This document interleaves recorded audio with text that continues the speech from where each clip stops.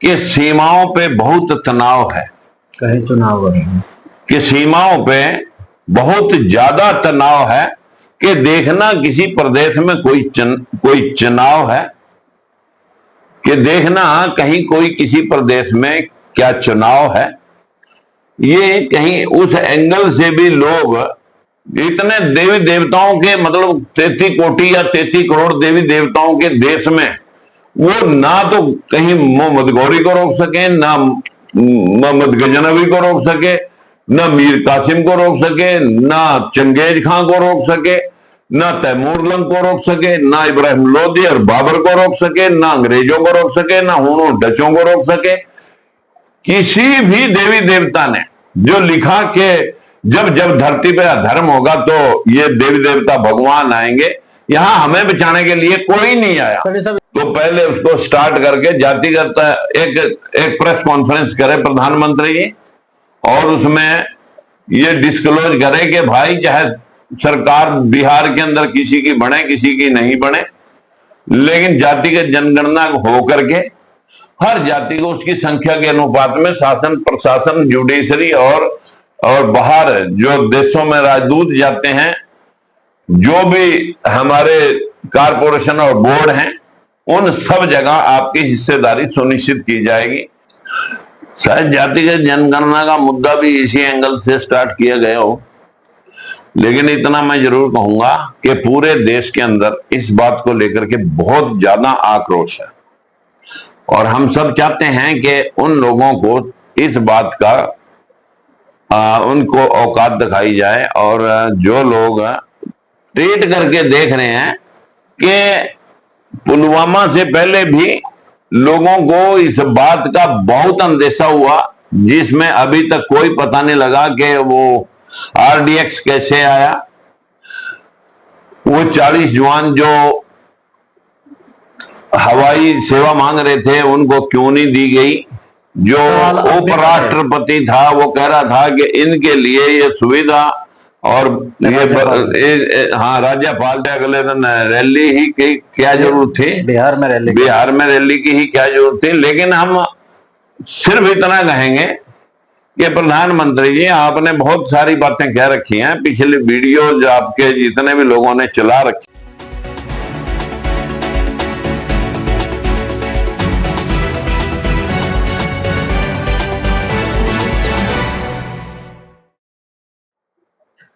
सभी को नमस्कार, राम राम। मैं कुलदीप खंडेलवाल, दा विश्व प्रेम न्यूज। आज हमारे साथ राजकुमार सैनी जी है, और राजकुमार सैनी हरियाणा के वो नेता हैं जो बात कोई नेता नहीं कह सकता, वो बात बेबाकी से राजकुमार सैनी जी कह देते हैं।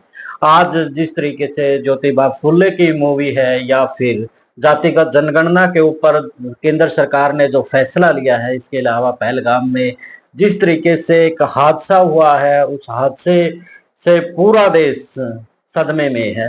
तो इन्हीं विषयों को लेकर के सैनी साहब हमारे साथ है। तो सैनी साहब, सबसे पहले स्वागत है आपका। सभी दर्शकों को प्रणाम, विश्व न्यूज के भाइयों को। तो सैनी साहब, सबसे पहले आपको मैं बधाई दूंगा, क्योंकि आप एक बड़ा मुद्दा सालों से लेकर के चल रहे थे, ओबीसी का भला हो, और ओबीसी किसी भी तरीके से हो, उनका आर्थिक रूप से राजनीतिक तौर पर वो मजबूत हो। कहीं ना कहीं पिछले दिनों चाहे बीजेपी ने जो फैसले लिए, या फिर अब जातिगत जनगणना को लेकर के फैसला लिया गया, तो देखो हम तो एक पत्रकारिता के तौर पर इन चीजों को देखते हैं। आप एक राजनेता है, बेहतर तरीके से समझा पाएंगे, क्योंकि ओबीसी के ऊपर आप लगातार काम कर रहे हैं, उनकी आवाज बुलंद कर रही हैं। हाल फिलहाल जो जातिगत जनगणना का मुद्दा पिछले दिनों कांग्रेस उठा रही थी, अभी एकदम से बिहार चुनाव को कुछ समय बाकी है, उससे पहले जातिगत जनगणना का समझ में नहीं आया, यानी कि जो सरकार विरोध कर रही थी वो एकदम से कह देती है कि जातिगत जनगणना होगी। क्या कहेंगे आप? सबसे पहले मैं सभी भाइयों को प्रणाम करते हुए विनती करना चाहूंगा, जो सेंसस था 2011 के बाद 21 में होना था, और हम लगभग 2015 से, जब 2014 में हम सांसद बने थे, और उसके पश्चात प्रदेश के अंदर जाट आरक्षण को लेकर के उत्पात हुआ, उस संदर्भ में मैंने ये बात कही थी कि भाई हम ना तो ये कहते हैं कि जाट को रिजर्वेशन नहीं मिलनी चाहिए और ब्राह्मण को या बनिए को नहीं मिलनी चाहिए। हमने कहा था कि 100% जातिगत जनगणना होने के पश्चात 100% आरक्षण होना चाहिए। हर जाति को उसका हिस्सा मिलना ही चाहिए। और इस बात को लेकर के जब मैंने 104 पार्टियों का समर्थन कांग्रेस को दिलवाया तो उस दिन 100% आरक्षण मल्लिकार्जुन खड़गे साहब ने मेरे से पूछा कि 100% आरक्षण का क्या मतलब है।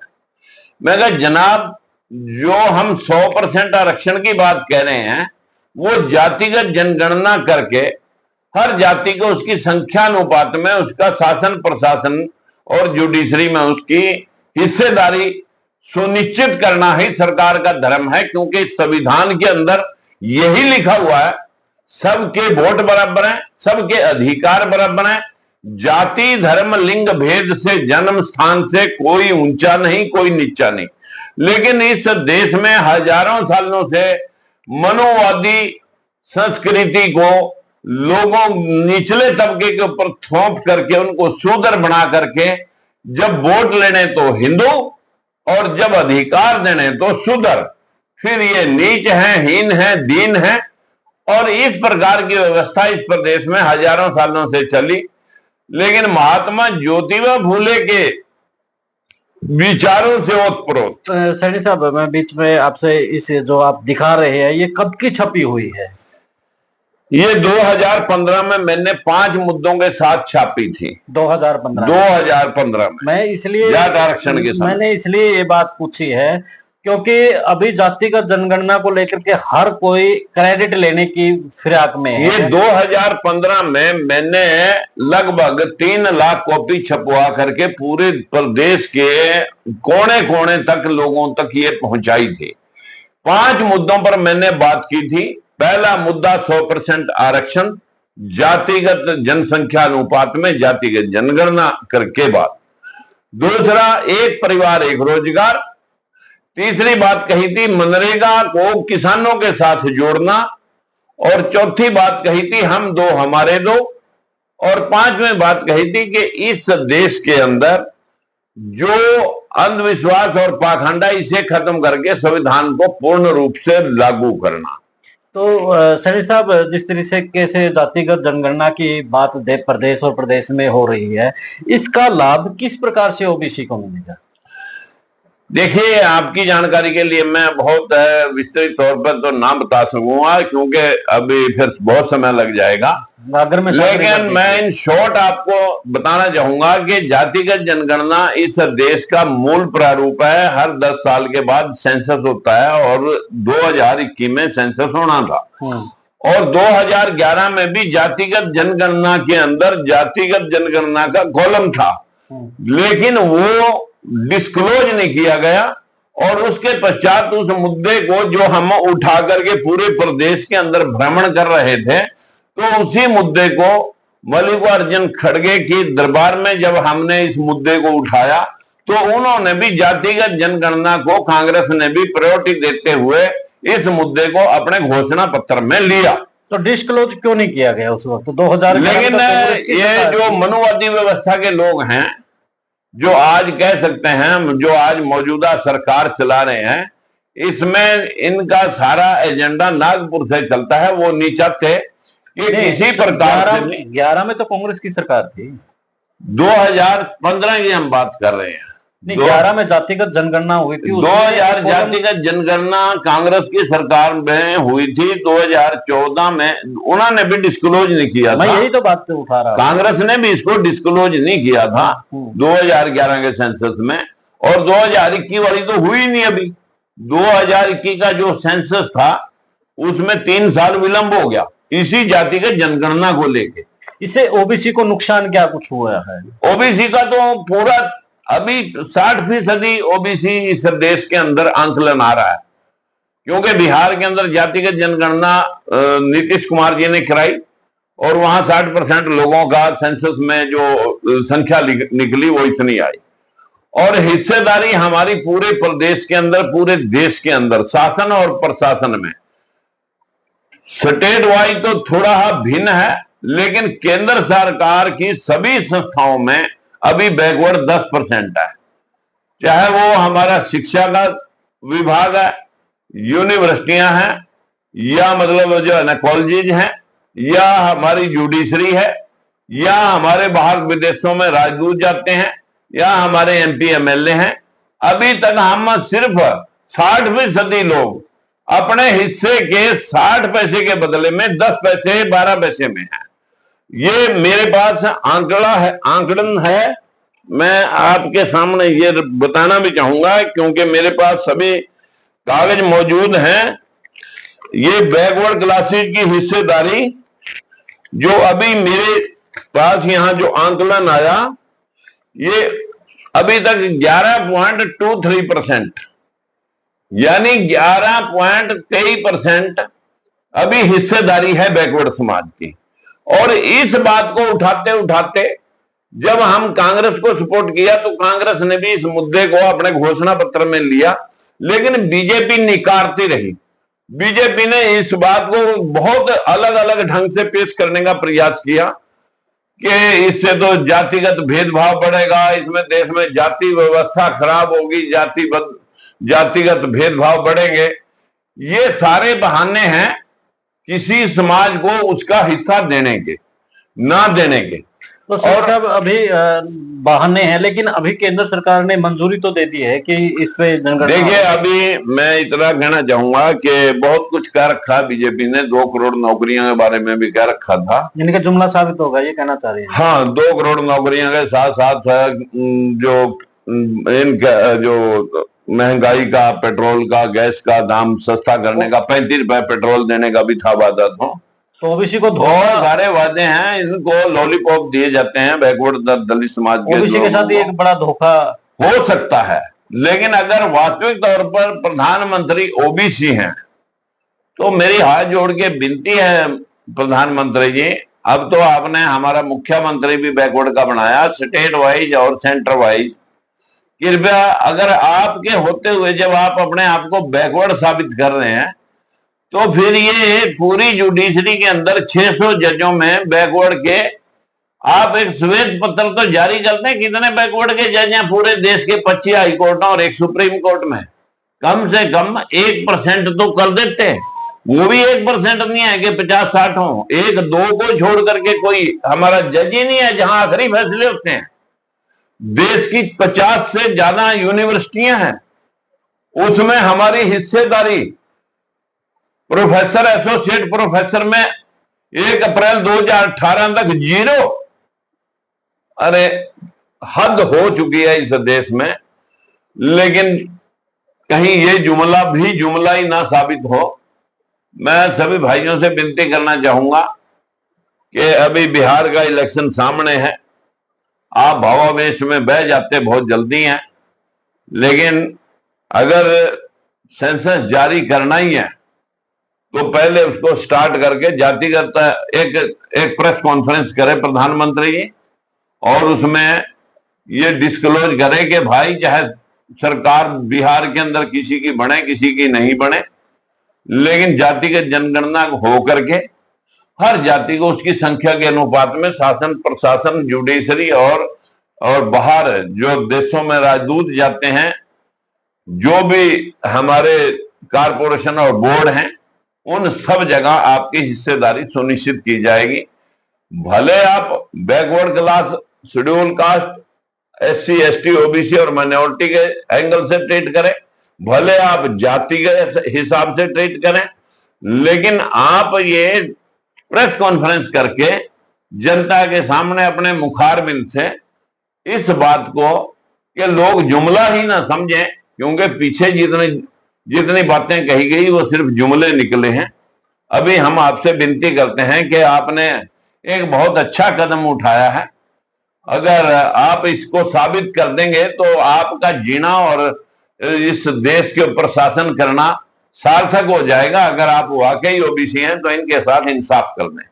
तो सैनी साहब, ज्योतिबा फुले मूवी रिलीज हो चुकी है और उसका विरोध भी निरंतर आप देख रहे हैं, तो क्या कहेंगे इसके ऊपर? यानी कि जिस ज्योतिबा फुले ने शिक्षा का अधिकार दिलवाया, तमाम वो चीजें करी, अंधविश्वास के खिलाफ डंका पिटा, आप भी मनोवादी उसके विरोध करते हैं, तो क्या कहेंगे आप?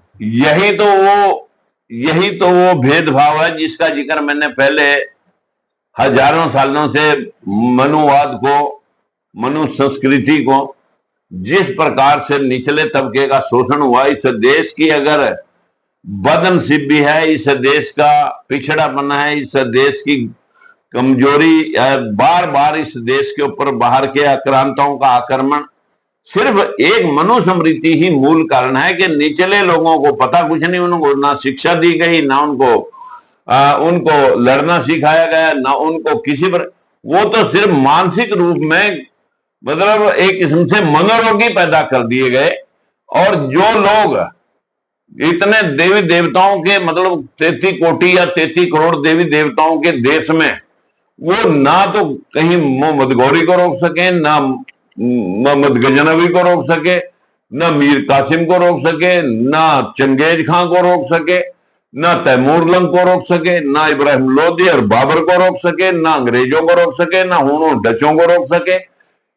किसी भी देवी देवता ने जो लिखा कि जब जब धरती पे अधर्म होगा तो ये देवी देवता भगवान आएंगे, यहाँ हमें बचाने के लिए कोई नहीं आया। सब इसमें यहाँ के सारे मंदिरों को फाड़ करके जो है मोहम्मद गौरी गजनवी ले गए। ये भी कहा जाता है कि देवी देवता है जो किसी के रूप में आते हैं, किसी इंसानी रूप में आते हैं और वो अपना जलवा दिखाते हैं, वो अपनी शक्ति। यहाँ तो कोई देवी देवता पत्थर में जो प्राण डालने वाले थे, जो अंधविश्वास था, उसे मिटाने के लिए सावित्रीबाई फूले को पढ़ा करके ज्योतिबा फूले ने अपनी ये संकल्प लिया कि मेरे समाज की अगर कोई मानसिक हीनता है, कमजोरी है, वो अशिक्षा है। उसने अपने घरवाली को पढ़ा करके जब नारी जाति को, चाहे वो ब्राह्मण या अपर कास्टों की थी या शूद्र समाज की थी, किसी को भी पढ़ने का जब अधिकार नहीं था, उस अधिकार को दोबारा से ये लोग प्राप्त करें, लेकिन जब तक शिक्षा नहीं होगी तब तक कैसे संभव होगा। इस पर ज्योतिबा फूले ने समाज की कुरीतियों, विधवा विवाह दोबारा करना, जो उनकी बाल कटिंग थी वो ना करना, और किसी प्रकार का भी व्यवस्था में जो सती प्रथा थी या बाल विवाह था, उन सब कुरीतियों को ज्योतिबा फूले ने उजागर किया। उन्हीं बातों को जो लोग पेश करते थे, जो थोपते थे, उनको थोड़ा सा इस बात की पीड़ा आज जरूर है कि हमारे कपड़े ये उतरवा देगी पिक्चर, और कहीं ना कहीं समाज के अंदर हमारा जो चेहरा बेनकाब होगा, इस वजह से वो इसका विरोध कर रहे हैं। सैनी साहब, चेहरा बेनकाब होगा, राजकुमार सैनी इस मूवी के लिए क्या कुछ करेंगे कि लोग इसको देखें? देखिए, मैं सभी भाइयों से अपील करना चाहूंगा। वैसे हरियाणा पंजाब में तो अभी सुवाई गुड़गांवा के कहीं लगी नहीं है, मैंने पता करवाया कई जगह, क्यों नहीं लोग लगा रहे, क्यों नहीं थिएटर वाले इस चीज का डिसीजन ले पा रहे हैं। एक जाट मूवी जो कि एक जातिवादी मूवी थी, उसको प्रमोट किया गया, लेकिन ये एक वास्तविकता दिखा रही है, वो एक प्रोपेगेंडा फिल्म है और ये वास्तविकता है, इसको दिखा नहीं रहे हैं। समाज के अंदर अपर कास्टों के लोग नहीं चाहते कि नीचे अवेयरनेस आए। हकीकत सिर्फ ये है, ये गुलाम बनाए रखना चाहते हैं। और महात्मा ज्योतिबा फूले की विचारधारा के ऊपर भीमराव अंबेडकर जी ने, बाबा साहब ने संविधान लिखा, सभी के हक और अधिकार बराबर किए। इसी बात को ये लोग दबाए रखना चाहते हैं। सैनी साहब क्या करेंगे इसमें? मैं सभी भाइयों से अपील करते हुए, अब मूवी रिलीज हो चुकी है, पता नहीं कितनी कट करने के बाद जो है ना रिलीज हुई होगी, वो बताया जा रहा है कि वो जो सीन थे वो डिलीट किए गए हैं, इससे कि जो मतलब उस मनुवादी व्यवस्था के खिलाफ थे, या खिलाफ नहीं कहूंगा, जो उजागर करते थे उन दृश्यों को जो समाज के साथ उतर रहा है। तो हम अगर इसमें कहीं जो कमी बेसी आए लोगों के तक पहुंचने में, तो हम भाइयों से कहेंगे कि YouTube पर हम उसको डाल लेंगे और राजकुमार के चैनल पर भी आप फूले मूवी को देख सकेंगे। अगर कहीं कुरुक्षेत्र या फिर आसपास कहीं मूवी लगती है तो हाँ, मूवी सैनी साहब लगती है अपनी तो मैं सब पूरी टीम के साथ मैं जाएंगे? पूरी टीम के साथ इस मूवी को देखने के लिए जाऊंगा और सभी को ये भी विनती करूंगा कि थिएटर वाले से, भाई अगर आप एक या दो जो मतलब अपने उसमें वो शो शो हैं, एक दो शो आप फ्री करके दिखाएं ताकि हम लोग आपको याद रखें। तो सैनी साहब, अंतिम सवाल मेरा, हमने जातिगत जनगणना के साथ ज्योतिबा फुले के ऊपर अभी चर्चा की है, पहलगाम के ऊपर जिस तरीके से हादसा हुआ है, और हम देख रहे थे शुरू से कि बड़ा एक्शन लिया जाएगा। चैनलों पर तो हमने देखा इस कदर तक चलाया कि मानो अभी भारत और पाकिस्तान का बड़ा युद्ध हो गया है, लेकिन ये मामला बस पानी तक या फिर दूसरे मुद्दों तक रोक दिया गया। आप कैसे देखते हैं इन चीजों को? शायद जातिगत जनगणना का मुद्दा भी इसी एंगल से स्टार्ट किया गया हो, लेकिन इतना मैं जरूर कहूंगा कि पूरे देश के अंदर इस बात को लेकर के बहुत ज्यादा आक्रोश है और हम सब चाहते हैं कि उन लोगों को इस बात का उनको औकात दिखाई जाए और जो लोग पर इसमें निर्दोष लोग भी मारे ना जाएं, जो लोग दोषी हैं उनको उकसाने वाले लोग या उनको उकसाने वाली सरकार के खिलाफ एक बड़ा एक्शन लिया जाए। लेकिन मैं रात एक कवि मुशायरा देख रहा था, उसमें देखा कि जो कवि था वो बोल रहा है कि सीमाओं पे बहुत तनाव है, कहीं चुनाव है कि सीमाओं पे बहुत ज्यादा तनाव है, कि देखना किसी प्रदेश में कोई चुनाव है, कि देखना कहीं कोई किसी प्रदेश में क्या चुनाव है। ये कहीं उस एंगल से भी लोग ट्रीट करके देख रहे हैं कि पुलवामा से पहले भी लोगों को इस बात का बहुत अंदेशा हुआ, जिसमें अभी तक कोई पता नहीं लगा कि वो RDX कैसे आया। वो 40 जवान जो हवाई सेवा मांग रहे थे उनको क्यों नहीं दी गई। जो उपराष्ट्रपति था वो कह रहा था कि इनके लिए ये सुविधा, और हाँ, राज्यपाल जो था वो कह रहा था कि इनको ऐसे ना भेजा जाए। लेकिन उन सब बातों को अनदेखा करके उसको किस प्रकार उन 40 परिवारों को आज की इस दुर्घटना का, इस मतलब जो हत्याकांड का मतलब शिकार होना पड़ा। जो अभी पुलवामा का भूला भी नहीं था सवाल, जो पहलगाम में हुआ। पुलवामा से पहले उरी हमला है, पठानकोट हमला हाँ, वैसे तो बहुत सारे हमले हैं, उरी है, पठानकोट है, और मतलब जो है ना कश्मीर का अमरनाथ यात्रा पे है, वो तो बहुत सारे हैं, लेकिन ये हैं भी सारे बीजेपी के राज के। लेकिन मेरा इतना भर कहना है कि आज भी सवाल लोग यही कर रहे हैं, हर चैनल के ऊपर एक बड़ा सवाल लोग यही रख रहे हैं कि वो 400 किलोमीटर दूर कैसे पहुंच गए। प्रधानमंत्री जी कह रहे थे कि देखना भाई ये लोग कहां से आते हैं, ये अम्युनिशन, ये मतलब RDX ये बाहर के देशों से कैसे आता है, सीमाएं इस सरकार के अधीन हैं, और यहाँ पर जो है ना पैरामिलिट्री फोर्स है, मिलिट्री है, और बॉर्डर सिक्योरिटी फोर्स है, और न जाने कितनी एजेंसियां ये जो है ये कैसे जो घुसपैठिए अंदर आते हैं। आज प्रधानमंत्री जी को भी बताना चाहिए ये कैसे अंदर आए और ये कैसे मतलब जो है ना इस प्रकार का हमला करके चले गए।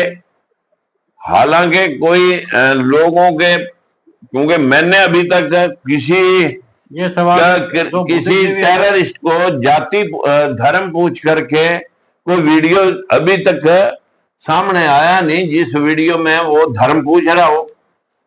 लेकिन वहां जो लोग थे मौजूद उन्होंने कहा है सर। हाँ चलो, उन्होंने कहा कि मतलब जो है ना वो कहने के लिए तो बहुत सारे लोग बहुत सारी बातें कहते हैं, और कहने वाले भी वो चीजें पहले कह देते हैं जो चीजें कहने की भी नहीं होती। और कहने वाले तो लोग कह रहे हैं कि उसे उसी उसी टाइम मुझसे अगले दिन रैली ही की क्या जरूरत थी, बिहार में रैली, बिहार में रैली की ही क्या जरूरत थी। लेकिन हम सिर्फ इतना कहेंगे कि प्रधानमंत्री जी, आपने बहुत सारी बातें कह रखी हैं, पिछले वीडियोज आपके जितने भी लोगों ने चला रखे हैं उन पे लोग सवाल पूछ रहे हैं कि ये लोग कैसे आए, कहां से आए। वहां मिलिट्री चप्पे चप्पे पर मिलिट्री है, उसको सिक्योरिटी बेशक स्टेट सरकार की भी जिम्मेवारी है, लेकिन केंद्र सरकार जब वो सारा टेररिज्म का शिकार है एरिया, तो वहां पर अपनी सिक्योरिटी के क्या इंतजाम थे, क्यों नहीं थे। ये सारे सवाल लोगों को शंकाओं के घेरे में ले जा रहे हैं। हम इतना करना चाहते हैं कि बाकी तो जो होगा सो होगा। अब आपने तीनों जल, थल और सेना अध्यक्षों से भी बात कर ली है। अब आप मतलब जो है ना, उसके लिए इसमें किसी प्रकार का विलंब ना करते हुए एक बार सैन्य कार्रवाई से इन लोगों को सबक जरूर सिखाया जाए, उस सरकार को भी सबक सिखाया जाए जो इनके पीछे खड़ी होकर के जिम्मेवारियां ले रही है।